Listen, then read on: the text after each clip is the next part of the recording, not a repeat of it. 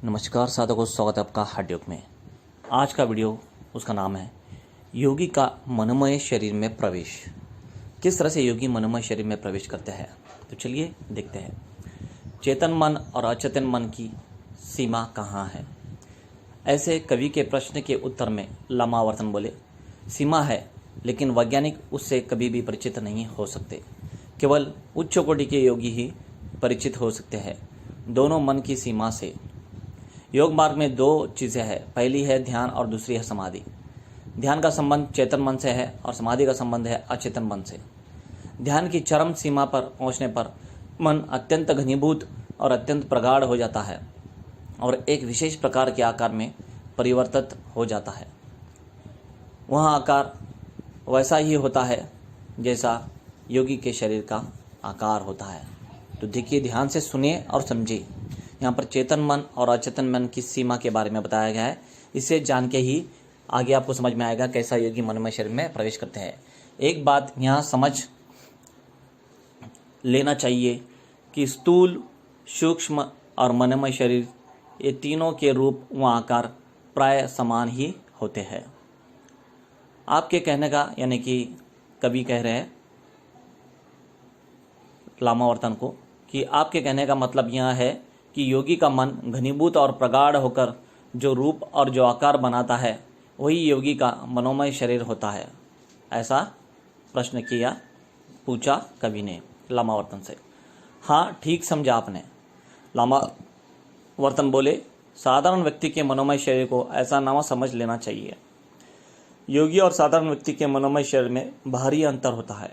योगी का मनोमय शरीर ध्यान की उच्चतम और प्रगाढ़तम अवस्था का परिणाम है, जबकि साधारण व्यक्ति का मनोमय शरीर उसी की गहन मनोवृत्ति का है परिणाम। योगी अपने मनोमय शरीर को उपलब्ध होते ही अपने अचेतन मन का स्वामी हो जाता है।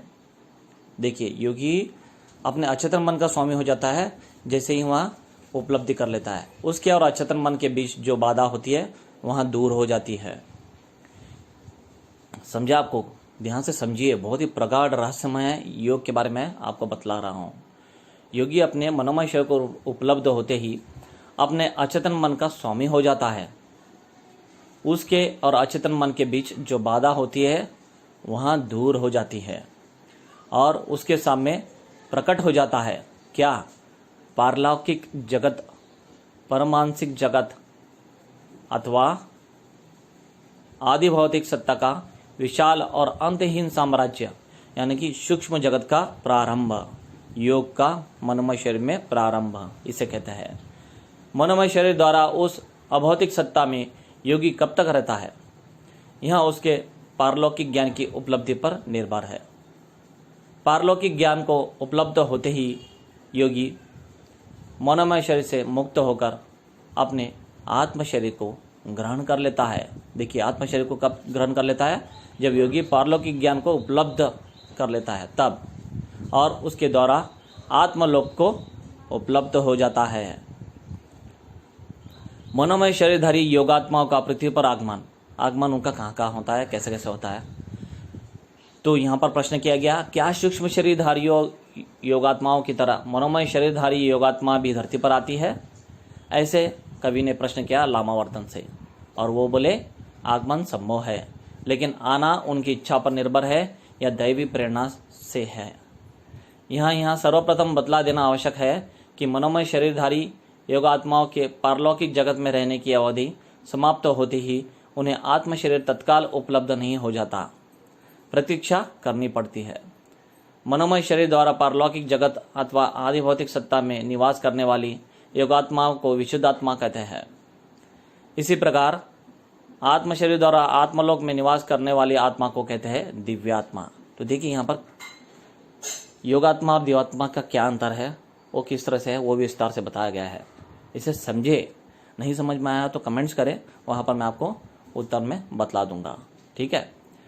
कोई विशुद्ध आत्माएं प्रतीक्षा करने के बजाय सीधा संसार में आकर अपने योग्य गर्भ में प्रवेश करती है और यथा समय संसार में उच्च कोटि के संत, महात्मा, साधक, तपस्वी, योगी और उच्च कोटि के फकीरों के रूप में प्रसिद्ध होती है। उनका मन अचेतन मन के द्वारा पारलौकिक जगत से सदैव जुड़ा रहता है। जिसके फलस्वरूप अचेतन मन में विद्यमान परमाणुसिक शक्तियाँ चेतन मन के माध्यम से उनके इच्छानुसार विभिन्न प्रकार के अकल्पनीय और अविश्वसनीय योग सिद्धियों और तांत्रिक चमत्कारों के रूप में प्रकट होने लग जाती है, जिनको देखकर साधारण लोग आश्चर्यचकित हो उठते हैं एक बारगी। लेकिन यहाँ ना समझ लेना चाहिए कि उनका सिद्धियों और चमत्कारों का प्रदर्शन संसार को प्रभावित करने के लिए होता है। उनकी सिद्धियों के चमत्कार तो फूल की सुगंध की तरह होता है, जो अपने आप संसार के कलुषित वातावरण में विकीर्ण होता रहता है।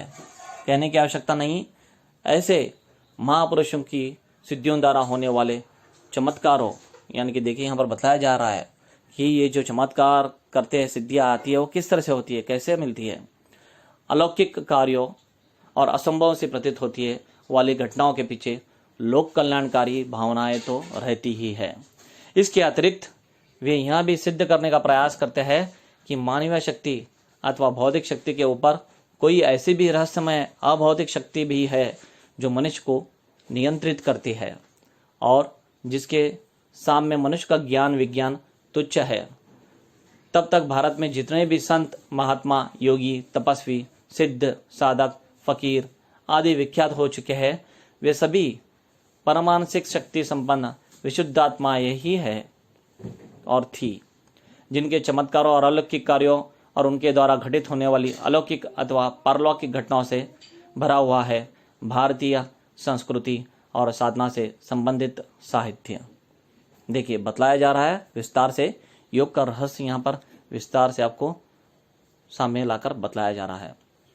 ये शक्तियाँ सिद्धियाँ कैसे आती है, कब आती है? जब अचेतन मन से वहाँ से आती है। किस तरह से? जब वह मनोमय शरीर में प्रवेश करता है। कहने की आवश्यकता नहीं, आज का समय परमाणुसिक शक्ति संपन्न संत, महात्मा, सिद्ध साधकों और उच्च कोटि के योगियों का अभाव नहीं है। वह है और हमारे आपके बीच में है, लेकिन प्रच्छन्न रूप में नहीं है। उन्हें जानने, समझने और उन्हें पहचानने के लिए स्थूल दृष्टि की शक्ति, यानी कि स्थूल दृष्टि की नहीं बल्कि सूक्ष्म दृष्टि की आवश्यकता है। और वहाँ सूक्ष्म दृष्टि उपलब्ध होती है पूर्ण जन्म के आध्यात्मिक संस्कार से, यानी कि ज्ञान और वैराग्य से और अभ्यास से। तो देखिए इतना रहस्यमय है ये योग का प्राचीन ज्ञान मैंने आपके सामने रखा है। इसमें आपको कुछ भी संशय हो तो मुझे पूछे, मैं आपको बतला दूंगा। और जी हाँ, जितना हो सके उतना इसे शेयर करें ताकि सभी को पता चले भारत का प्राचीन योग कितना शक्तिशाली और रहस्यमय और साधनाभूत था। तो बस इस वीडियो में इतना ही था। आपको कुछ और जानना हो तो मुझे पूछे, नहीं तो बस मैं इसे आप यहीं पर समाप्त कर रहा हूँ। आप स्वस्थ रहिए, ध्यानस्थ रहिए, समाधि लगाते रहिए और स्वस्थ रहिए। मिलते हैं अगले वीडियो में। धन्यवाद।